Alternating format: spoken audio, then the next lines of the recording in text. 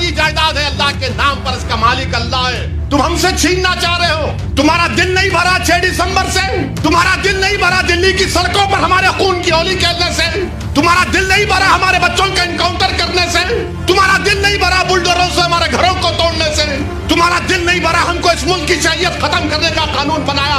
अब तुम हमको हमारे वजूद को मिटाना चाहते हो। खुदा की कसम अपने वजूद को मिटने नहीं देंगे इंशाअल्लाह ताला। उम्रा और हज के सफर पर चले अल जन्नह टूर एंड ट्रेवल्स के जरिए यूज डिस्काउंट पर, जहां मुनासिब पैकेज में आपको अच्छी से अच्छी सर्विस प्रोवाइड की जाएंगी।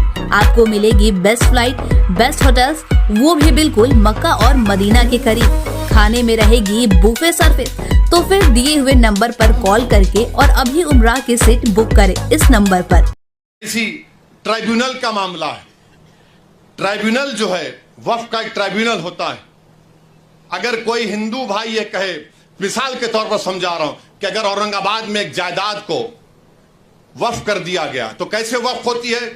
गवर्नमेंट का एक सर्वे कमिश्नर होता है, गवर्नमेंट का, महाराष्ट्र सरकार का। वो सर्वे कमिश्नर जाकर देखता है कि भाई ये वाकई में जो वाकिफ है उसकी जायदाद है नहीं। वो जब मुतमईन हो जाता, सर्वे कमिश्नर महाराष्ट्र की सरकार को लेटर लिखता है कि इसका मालिक फला शख्स है, इसको वक्फ किया जा सकता है। महाराष्ट्र की सरकार गजीट इशू करती है और उस गजीट का मुखालिफत मुसलमान 1 साल तक कर सकता है और गैर मुस्लिम कभी भी कर सकता है। अब उसके बाद वो ट्राइब्यूनल को गया। ट्राइब्यूनल में जैसा कि निसार साहब ने बताया कि यहां का डिस्ट्रिक्ट सीनियर जज ट्राइब्यूनल का जज होता है, एक शख्स जिसको इल्म मालूम, उनका तखर्रुर, और एक गवर्नमेंट की तरफ से। अब मोदी जी बोले कि नहीं नहीं नहीं, ये ट्राइब्यूनल का फैसला फाइनल कैसे होगा? फाइनल नहीं हो सकता है। और मोदी जी ने क्या किया? रिटायर्ड डिस्ट्रिक्ट जज और एक रिटायर्ड गवर्नमेंट एम्प्लॉय वो तय करेगा। मेरे भाई, जब आप रेलवेज का ट्राइब्यूनल है, आरसीटी, एनजीटी, एयरपोर्ट का AIT, national waters dispute tribunal NBWDT, national consumer dispute redressal commission, income tax appellate tribunal, national company law tribunal, appellate tribunal for electricity, intellectual property appellate board, CAT, competition appellate tribunal, arm forces debt recovery tribunal, securities appellate tribunal, telecom dispute settlement appellate tribunal. ये सब final है, ये सब final है, मगर हमारा tribunal क्यों नहीं फाइनल होगा? और आरएसएस वाले झूठे हैं, बीजेपी वाले झूठे हैं, शिंदे वाले झूठे हैं, कह रहे हैं कि नहीं ये फाइनल कैसे होगा, अपील नहीं होगी। अरे दीवाने, रिवीजन पिटीशन डाला जाता है। ये तमाम 15 ट्राइब्यूनल का डिसीजन फाइनल है। इसके खिलाफ हाई कोर्ट में जब जाते हैं तो रिवीजन जाता है। लाखों करोड़ों केसेस कोर्ट में पेंडिंग है, ट्राइब्यूनल से जल्द फैसला होता है। मगर मोदी जी बोले नहीं, ट्राइब्यूनल फाइनल नहीं होगा, रिवीजन नहीं, अपील माने फिर अपील सुनना हाई कोर्ट। अच्छा, उसमें हैरत अंगेज बात देखिए, अब ट्राइब्यूनल में केस चलता है। मोदी जी ने कह दिया कि अगर महाराष्ट्र की सरकार यह कानून बनने के बाद ट्राइब्यूनल नहीं बनाती है तो उन्हें डायरेक्ट हाई कोर्ट चले जाना। अगर ट्राइब्यूनल बनाती है, नहीं बनाती है, तो मोदी, महाराष्ट्र की सरकार बोलेगा हिंदू एंडोमेंट ट्राइब्यूनल के पास चले जाओ या किसी और ट्राइब्यूनल के पास चले जाओ। अगर 2 लोग हैं, एक बैठ गए तो उन्हें सुन ले सकते हैं। अभी निसार साहब बता रहे थे, दोनों में झगड़ा हो गया तो क्या होगा? उसका भी कोई प्रोविजन नहीं। यानी अगर आप देखेंगे तो हर तरीके से, हर जाविये से आप देख रहे हैं कि जायदाद को मुसलमानों से छीन लिया जाए। अच्छा, जितने मुतवल्ली हैं, सेक्शन 61 में अगर कलेक्टर मुतवल्ली साहब को लगे, मुतवल्ली ये दरगाह और मस्जिद को बोल दो एक तुम्हारी नहीं है, लिख कर दो जल्दी। अब मुतवल्ली साहब अगर दरगाह और मस्जिद को लिख कर नहीं दिए कि मस्जिद और दरगाह नहीं है, तो कलेक्टर उनको 6 महीने की सजा दे सकता है और 20,000 जुर्माना उन पर लगा सकता है। अब आप बताइए वक्फ कहां बच रहा है इसमें? अरे बीजेपी, आरएसएस, शिंदे वालों, ये जायदाद गवर्नमेंट की नहीं है, हमारे पुरखों की है, हमारे आबोजदाद की है, ये प्राइवेट प्रॉपर्टी है। तुम कैसा इसमें मुदाखलत कर सकते हो? याद रखो मुसलमानों, हमने एक मस्जिद को खो दिया, तुम और कितनी मस्जिदों को खोने के लिए तैयार हो? एक मस्जिद को हमने खो दिया। याद रखो, अगर यह खुदा ना खास्ता कानून बनेगा तो सिर्फ काशी मथुरा नहीं, कोई मस्जिद नहीं बचेगी भारत में जो झगड़े शुरू हो जाएंगे। मस्जिदों को बंद कर दिया जाएगा। कलेक्टर बोलेगा नहीं मस्जिद नहीं है, खानखाओं को, दरगाहों को बंद कर दिया जाएगा। इस तरह का गंदा कानून नरेंद्र मोदी बना रहे हैं। और अजीत पवार का मैंने एक इंटरव्यू पढ़ा अखबार में, उन्होंने कहा कि हम महाराष्ट्र के विकास के लिए मोदी का साथ दे रहे हैं, सेकुलरिज्म पर हम कॉम्प्रोमाइज नहीं करे। तो अजीत पवार, अगर सेकुलरिज्म तुम में जिंदा है तो तुम खुलकर इसकी मुखालिफत करो। बोलो तुम जाकर मोदी को यह कानून गलत है।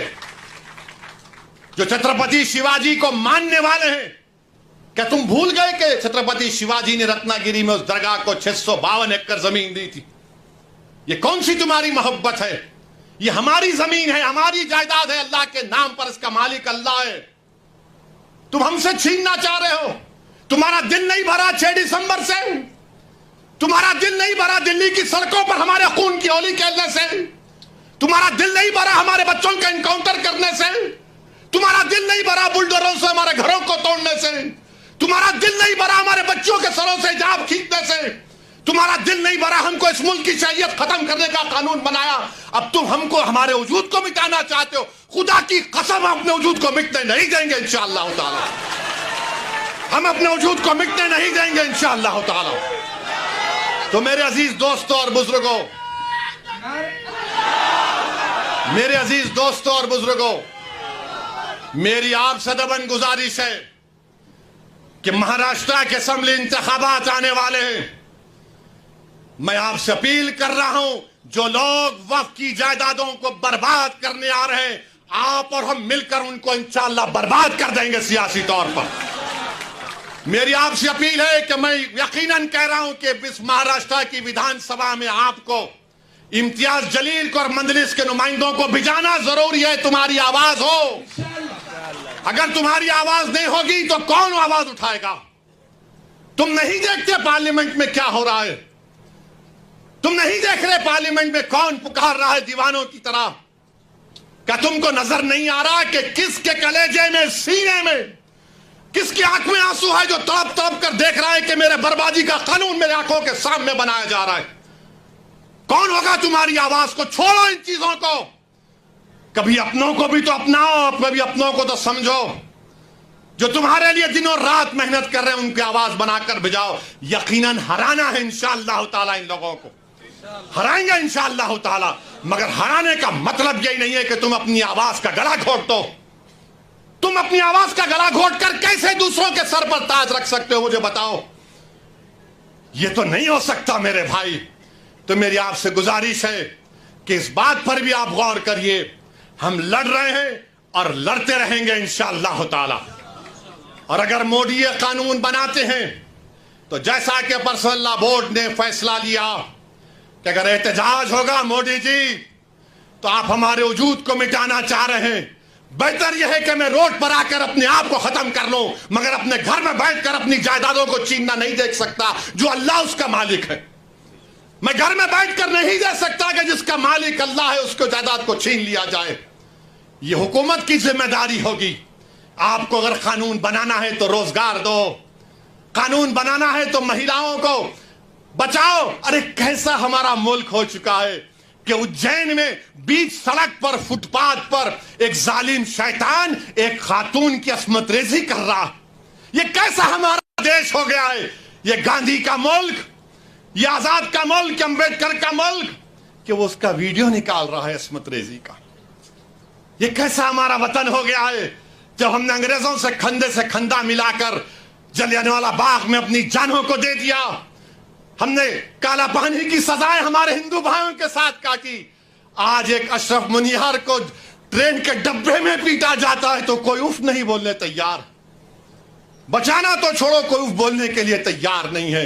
याद रखो, जब आप अपनी लड़ाई नहीं लड़ेंगे कोई तुम्हारी लड़ाई नहीं लड़ेगा। तुम्हारी लड़ाई तुमको लड़ना पड़ेगा।